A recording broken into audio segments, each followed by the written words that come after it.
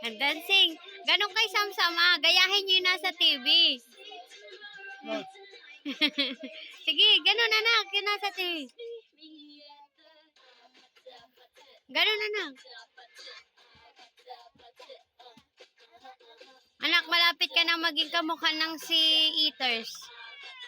Sa isang araw si Eaters ka na. Pati pag dancing mo pang si Eaters na. Alino, tinan mo na. Gayahin mo yun, kuya. Copy mo yung dancing niya. O, ganun. Kambe daw.